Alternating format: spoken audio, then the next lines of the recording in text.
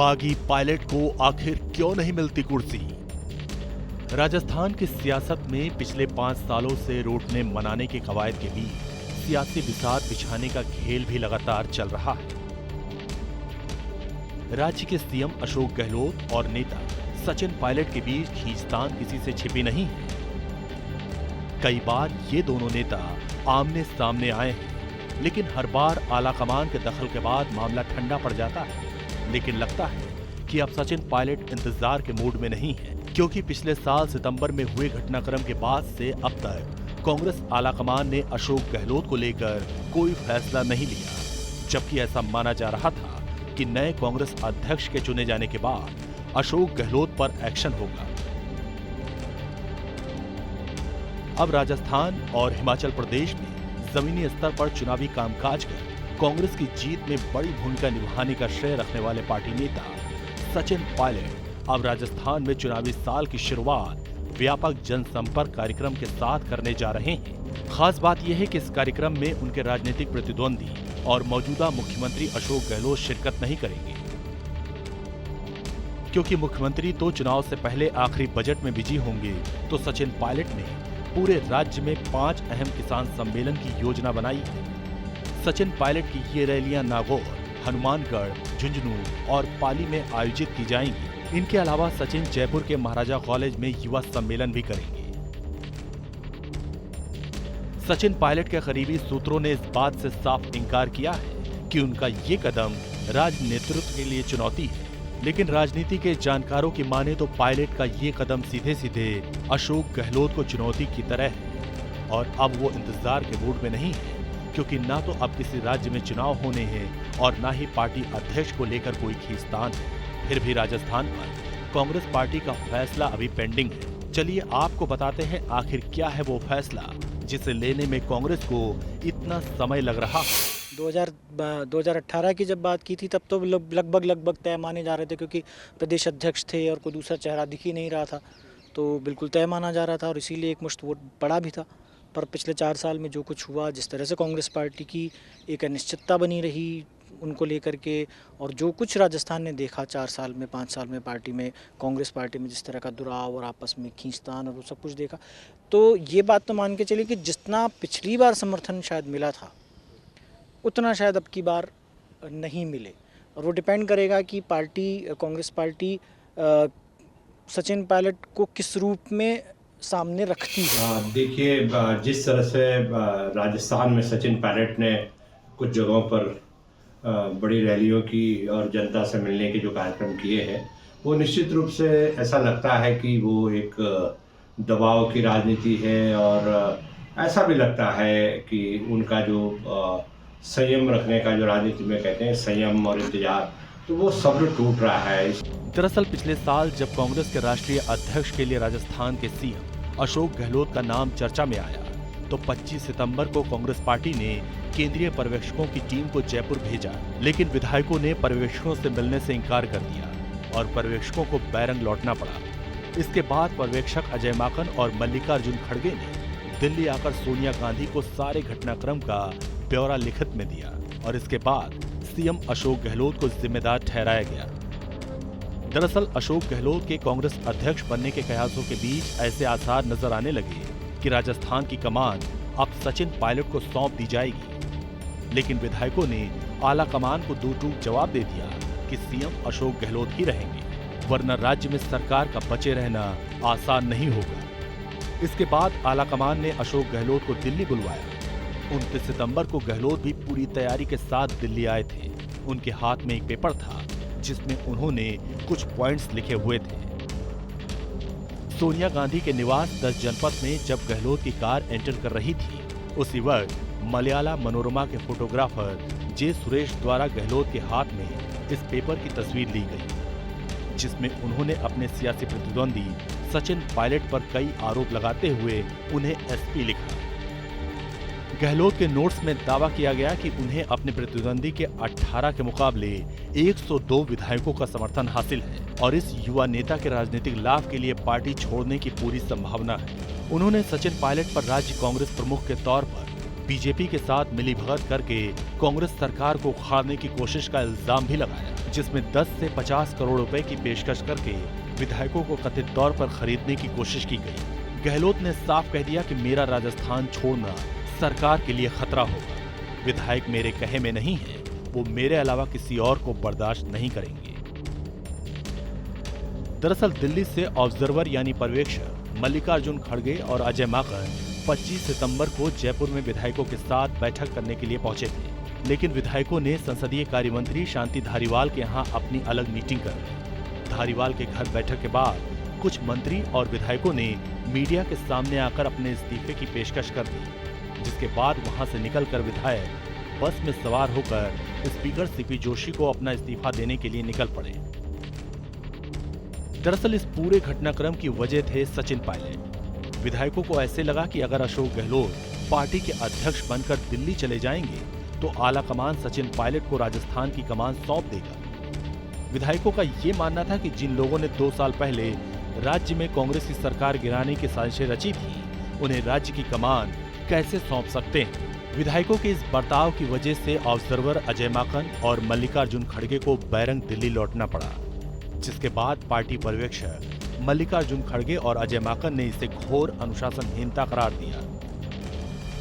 गहलोत के करीबी 3 नेताओं के खिलाफ अनुशासनात्मक कार्रवाई की सिफारिश की गई। इस सिफारिश के कुछ देर बाद ही पार्टी की अनुशासनात्मक कार्रवाई समिति की ओर से उन्हें कारण बताओ नोटिस जारी कर दिया गया था। इसके बाद सोनिया गहलोत की मुलाकात के बाद कांग्रेस महासचिव केसी वेणुगोपाल ने 19 सितंबर को ही कहा था कि सोनिया गांधी 1-2 दिन में राजस्थान सीएम पर फैसला लेंगी, लेकिन वो फैसला आज तक नहीं हो पाया। अब लगता है सचिन पायलट का सब्र भी जवाब देने लगा है। आपको बता दें कि राजस्थान में साल 2018 में कांग्रेस की जीत में सचिन पायलट का अहम योगदान माना जाता है, और वो भी तभी से उन्हें दिए जाने वाले इनाम के इंतजार में। मुख्यमंत्री का पद अशोक गहलोत को मिल गया था, जिनके पास पार्टी विधायकों के बड़े समूह का समर्थन था, और उसके बाद भी गहलोत हर बार सचिन पायलट के साथ हुई अनबन में विजेता के तौर पर सामने आए। सचिन पायलट उस वक्त कतई चुप रहे और हिमाचल प्रदेश पर फोकस किया, जहां का प्रभार उन्हें सौंपा गया था। बाद में जब आलोचकों ने हिमाचल में पार्टी की जीत का श्रेय बीजेपी की अंदरूनी कलह को दिया, तो उनका कहना था कि कांग्रेस को कुछ श्रेय तो मिलना ही चाहिए। दूसरी ओर गुजरात में पार्टी की हार को लेकर जहां अशोक गहलोत प्रभारी थे, सचिन पायलट ने कहा कि दोनों राज्यों में हालात अलग अलग थे और पार्टी को नए सिरे से शुरू से ही योजना बनाने की जरूरत है। देखिए, गुजरों का इफेक्ट हम पिछले चुनाव में भी देख चुके। 2018 का जो चुनाव हुआ था, बीजेपी पूर्वी राजस्थान में सिर्फ 1 सीट हासिल कर पाई थी, और वो गुजरों का प्रभाव था, क्योंकि सचिन पायलट लगभग ये तय था कि शायद मुख्यमंत्री बनेंगे, तो गुजरों ने एकमुश्त होकर के उनको समर्थन दिया था। तो पूर्वी राजस्थान तो बहुत बड़ा इलाका है ही गुजरों के अलावा। इसके अलावा मध्य राजस्थान में अजमेर, भीलवाड़ा, राजसमंद का जो इलाका है वो भी है। उसके अलावा कुछ हिस्सा जयपुर का भी है, जयपुर ज़िले का भी आता है, और इसी तरह से नीचे भी दक्षिण में भी, दक्षिण राजस्थान में भी कुछ हिस्सा है कि जहाँ पे गुजर वोट प्रभावित करते हैं। लेकिन पूर्वी राजस्थान एक बहुत बड़ा हिस्सा है। बीजेपी पिछली बार यहाँ पर बहुत बुरी तरह से परास्त हुई थी इसी वजह से, और उसके पीछे सबसे बड़ा कारण वही था कि गुजरों ने एकमुश्त होकर के सचिन पायलट को वोट दिया था। और पूर्वी राजस्थान गुजरों का थ्रेशोल्ड माना जाता है, बड़ा एक वोट बैंक माना जाता है। आप मतलब सवाई माधोपुर देख लें, करौली देख लें, आप दौसा देख लें, इधर अलवर से भरतपुर का साइड थोड़ा बहुत देख लें, तो ये पूरा इलाका जो है ये बूंदी से शुरू हो जाता है, कोटा बूंदी से चालू हो जाता है। तो ये पूरा इलाका जो है वो गुजर प्रभावित, गुजर बहुल्य क्षेत्र माना जाता है। देखिए, जहाँ तक बागी होने का सवाल है, अगर आप सचिन पायलट को मुख्यमंत्री बना देंगे फौरन, तो बागी तो निश्चित रूप से अशोक गहलोत के भी बागी होने का डर है। पिछले दिनों उन्होंने ऐसा कर दिखाया कि वो बगावत पर उतर गए और उन्होंने वो कांग्रेस अध्यक्ष बनते बनते रह गए।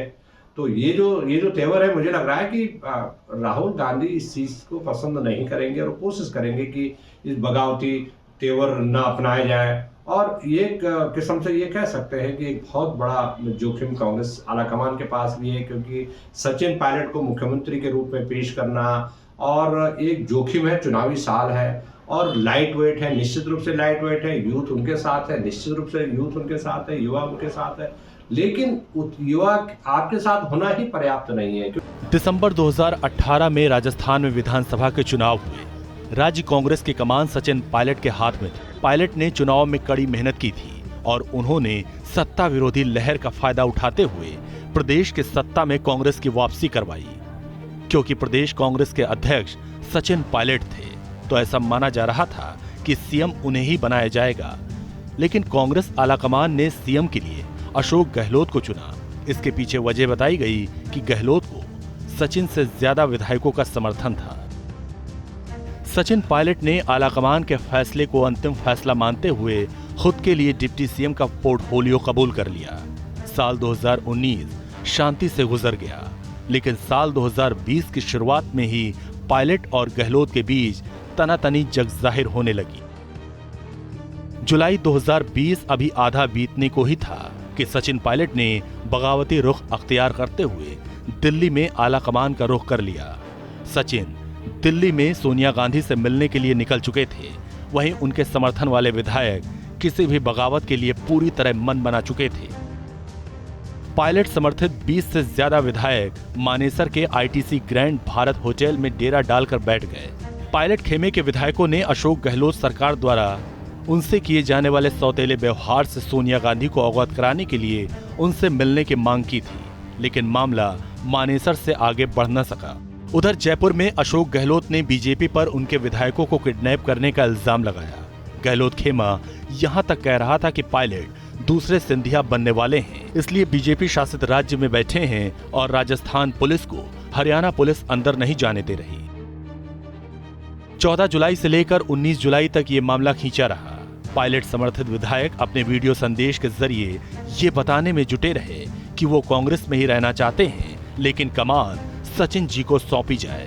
बाद में अहमद पटेल के साथ मिलकर प्रियंका गांधी ने संकट को सुलझाने का जिम्मा लिया। प्रियंका और पटेल के एक्टिव होते ही पायलट खेमा नरम पड़ गया। 19 जुलाई को विधायक होटल से राजस्थान लौटने लगे और आखिर में सचिन पायलट अपनी मांगों को लेकर कांग्रेस कार्यालय पहुंचे। इसके बाद पार्टी ने गहलोत पायलट के बीच समझौता कराया। हालांकि इसके बाद पायलट से प्रदेश कांग्रेस अध्यक्ष और डिप्टी सीएम का पद वापस ले लिया गया। अगस्त 2020 में पायलट गुट की मांगों को लेकर 3 सदस्यीय कमेटी बनाई गई, जिसके आधार पर नवंबर महीने में मंत्रिमंडल में फेरबदल कर पायलट समर्थकों को कैबिनेट में जगह दी गई। इसके अलावा राजनीतिक नियुक्तियों में भी समर्थकों को ही जगह मिली, लेकिन पायलट सिर्फ विधायक की भूमिका में रहे। वैसे राजनीति के जानकार तो यहां तक बताते हैं कि जुलाई 2020 में सचिन पायलट को बीजेपी ने पूरी तरह अपने साथ मिलाने का प्लान किया था, लेकिन वसुंधरा की हरी झंडी नहीं मिलने की वजह से ये संभव नहीं हो सका। राजस्थान पत्रिका के पूर्व संवाददाता और वरिष्ठ पत्रकार अरुण कुमार वर्मा कहते हैं कि बीजेपी किसी को भी पार्टी में शामिल करने से पहले ये जान लेती है कि उसकी हैसियत कितनी है। पार्टी को पता था कि पायलट को लाने पर भी गहलोत को हिलाना मुश्किल हो जाएगा।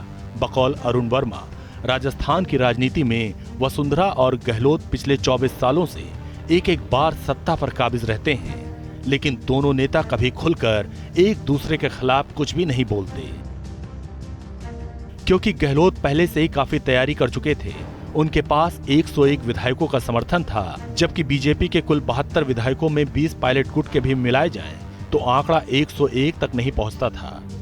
हालांकि पायलट दावा जरूर कर रहे थे कि उनके पास निर्दलीय विधायकों का भी समर्थन है, लेकिन गहलोत पहले से ही सभी निर्दलीय और एक आरएलडी विधायक को अपने खेमे में ला चुके थे। 200 सदस्यीय विधानसभा में बीजेपी को बहुमत तक पहुंचने के लिए 28 विधायकों की जरूरत थी। पायलट पर भरोसा करने पर भी उनके लिए सत्ता तक पहुंचना काफी मुश्किल था, इसलिए मामला आगे न बढ़ सका। आगे होने की संभावना किसी की नहीं लगती। देखिए, दोनों के अपने अपने कारण हैं। अशोक गहलोत अब उस मकाम पर आ चुके हैं कि जहां बागी होना नहीं होना और ये सब कोई मायने नहीं रखता। उम्र के लिहाज से भी, अनुभव के लिहाज से भी, पार्टी में उनके स्टेचर के हिसाब से भी। और सचिन पायलट अभी उस मुकाम पे हैं कि जहां यदि वो बीजेपी में आते हैं तो बहुत ज़्यादा उनके लिए संभावनाएं नहीं, क्योंकि यहाँ पहले ही बहुत सारे चेहरे हैं। कांग्रेस में फिर भी उनके लिए अच्छी संभावनाएं बनती हैं। मतलब आज राहुल गांधी की टीम में भी हम यदि देखें तो बहुत सारे नेता जो हैं उनसे छिटक करके चले गए हैं। ज्योतिरादित्य सिंधिया जो उनके मान लीजिए कि कोई वो हो सकते थे वो चले गए, जतिन प्रसाद चले गए, आरपीएन सिंह बहुत सारे लोग चले गए। तो सचिन पायलट के लिए कांग्रेस से अच्छा अवसर और कोई नहीं हो सकता। और अल्टीमेटली देखिए, आज नहीं है मान लीजिए, पर भविष्य के नेता तो अभी भी वही दिखते हैं। दूसरी बार सितंबर 2021 में पायलट के लिए आलाकमान ने खुद रास्ता बना दिया था। गांधी परिवार अशोक गहलोत को राष्ट्रीय अध्यक्ष बनाना चाहता था। गहलोत ने हाँ भी कर दी थी। अब सीएम की कुर्सी से पायलट कुछ ही दूरी पर थे कि अचानक गहलोत पलट गए और उन्होंने राजस्थान में ही रहने की बात सोनिया गांधी तक पहुंचा दी। उस पूरे घटनाक्रम में क्या कुछ हुआ ये हम आपको बता चुके हैं। तब से अब तक पायलट आलाकमान के फैसले के इंतजार में है। जानकारों का मानना है कि इसके पीछे राजस्थान का जातीय समीकरण भी एक वजह है। दरअसल अशोक गहलोत राजस्थान माली जाति से आते हैं और सचिन पायलट गुर्जर समाज से। लेकिन 4 जातियों का समीकरण किसी भी राजनीतिक दल को सत्ता तक पहुंचाने में अहम भूमिका निभाता है। ये 4 जातियां हैं राजपूत, जाट, गुर्जर और मीणा। इन जातियों के राज्य के करीब 27% वोटर हैं और ये 100 से ज्यादा सीटों को प्रभावित करते हैं। ये चारों जातियां राजनीतिक रूप से मुखर मानी जाती हैं। यहाँ ये बात भी देखने वाली है, अशोक गहलोत खुद जिस जाति से आते हैं उसका एक ही विधायक है और वो अशोक गहलोत खुद हैं। इसलिए वो खुद को 36 बिरादरियों का नेता कहते हैं। इसमें कोई दो राय भी नहीं, क्योंकि गहलोत को एक कुशल संगठनकर्ता माना जाता है। उनके समर्थन में सभी बिरादरियों के विधायक आसानी से आ जाते हैं। पिछले दिनों उन्होंने खुद एक भाषण में कहा था कि राजस्थान में जाति के आधार पर कोई मुख्यमंत्री नहीं बनता। सचिन पायलट गुर्जर समाज से आते हैं, जिनकी जनसंख्या राज्य में 4 से 5% है। भरतपुर, धौलपुर, अलवर, करौली, सवाई माधोपुर, दौसा, टोंक, भीलवाड़ा, अजमेर, झालावाड़, बांरा और कोटा जिले में गुर्जर मतदाता हैं। मौजूदा समय में कांग्रेस विधायक दल में 8 विधायक गुर्जर समाज से हैं। जानकारों का मानना है कि सचिन पायलट चाहे कितना भी दावा क्यों ना करें कि वो सीएम पद के लिए तैयार हैं, लेकिन विधायकों में अभी तक भी उनकी पैठ इतनी नहीं कि अपने दम पर 80 विधायकों को एक तरफ कर सकें। इसलिए वो बार बार कांग्रेस आलाकमान के जरिए गहलोत की राजनीति को कुंद करने का दांव चलते हैं। वहीं कांग्रेस आलाकमान को भी इस बात का अंदाजा है कि गहलोत की नाराजगी कैसे पार्टी को नुकसान पहुंचा सकती है। इसलिए कांग्रेस के नए अध्यक्ष मल्लिकार्जुन खड़गे हों या फिर गांधी परिवार, दोनों के लिए सचिन पायलट और गहलोत में से किसी एक को चुनना बड़ा मुश्किल है। तक का जो रिकॉर्ड रहा है, मार्शल कौम के लोग जो प्रतिनिधित्व करते हैं वो आमतौर पर सत्ता में नहीं आ पाते हैं। मतलब मुख्य कुर्सी पर नहीं आ पाते। सत्ता में आते हों, मुख्य कुर्सी पर नहीं आते। भैरव सिंह शेखावत एक अपवाद रहे हैं, राजपूत समाज से वो आए हैं, इस वजह से। बाकी आमतौर पर नहीं आ पाते। कारण क्या है मैं नहीं जानता, पर ये हुआ है, अब तक का रिकॉर्ड रहा है। पायलट को लोग, जो आम लोग हैं, वहाँ जातिवादी चश्मे से नहीं देखते हैं। ये माना जा सकता है, ये कहा जा सकता है। उनके जो आलोचक हैं या अशोक गहलोत के समर्थक हैं, वो ये कह सकते हैं कि उनका कद इतना बड़ा नहीं है कि वो एक मुख्यमंत्री के चेहरे के तौर पर आने वाले जो विधानसभा चुनाव में भाजपा को टक्कर दे सके। यही कारण है कि सचिन पायलट गुट ने अशोक गहलोत के उस बयान के जवाब में मजबूती से काम करना शुरू कर दिया है। सचिन पायलट के साथ पंजाब कांग्रेस के प्रभारी और जाट नेता हरीश चौधरी लगातार साथ साथ दिख रहे हैं। पंजाब में बीते दिन हरीश चौधरी और सचिन पायलट साथ में एयरपोर्ट पर नजर आए थे।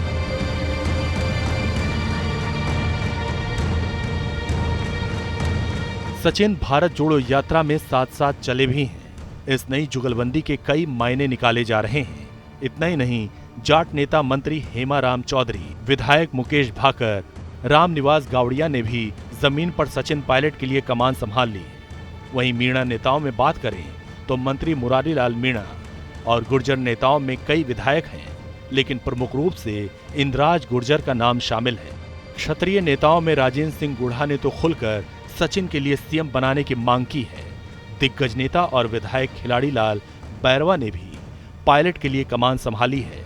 ये सभी मिलकर राजस्थान की राजनीति में क्या नया संदेश दे रहे हैं, ये समझना बहुत जरूरी हो गया है। अब मान लीजिए विधानसभा का सत्र आ रहा है, 23 तारीख से शुरू होना है, मार्च के अंत तक खत्म होगा।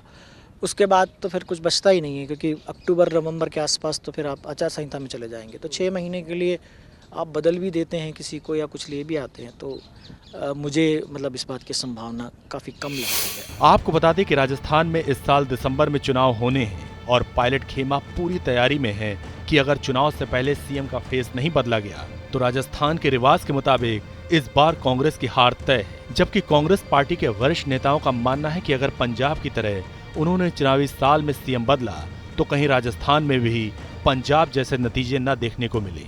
ऐसे में अब जहां एक तरफ अशोक गहलोत अपनी सरकार के आखिरी बजट को लोक लुभावन बनाने में जुटे होंगे ताकि जनता में बैठ बनी रहे, वहीं दूसरी ओर सचिन पायलट अपनी सभाओं के जरिए फिर से जनता के बीच जाकर खुद को साबित करने के लिए मैदान में कूच कर रहे हैं।